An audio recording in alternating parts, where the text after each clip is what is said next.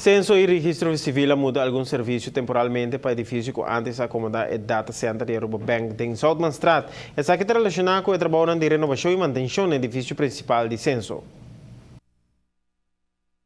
Awar público tem que fazer registro de nascimento, falecimento, casamento e divórcio na lugar diferente que de costume. Dia 13 de janeiro último, a começa com o trabalho de renovação e manutenção grande no edifício de Censo.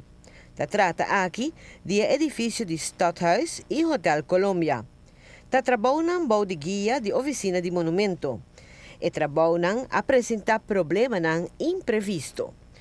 Rapport de SVB da ilustra besking e silicados de aire de bina e trabalho. Essa que traz inconveniência óbvio e cria uma circunstância com nota saudável para o personal e o público. Consequentemente, é irresponsável que o trabalhador não siga funcionar de uma localidade assim.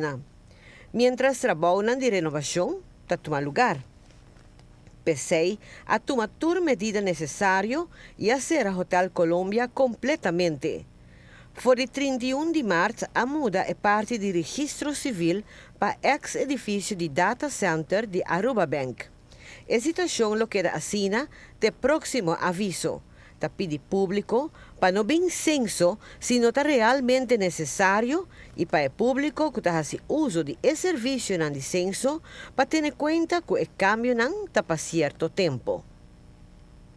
Para notícia de noite, Emily Hudson.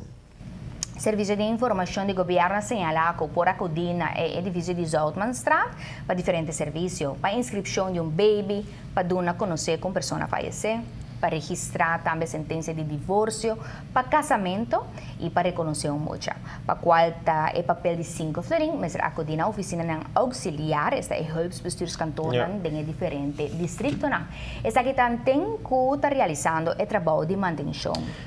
E para mais informação, entre outros, para passaporte ou cédula, por assim uso de serviço de ASPRAC na 583-8181 ou por mandar um e-mail também na cita@censo.aw. Para todo outro serviço no edifício principal de Censo mês, está pedindo compreensão para a situação, para mirando que o trabalhador também está fazendo esforço para seguir um serviço, não obstante circunstâncias indesejadas e inconvenientes que o trabalhador está ocasionando da oficina principal. A oficina de censo e registro civil está pedindo desculpa para a inconveniência que tem atualmente.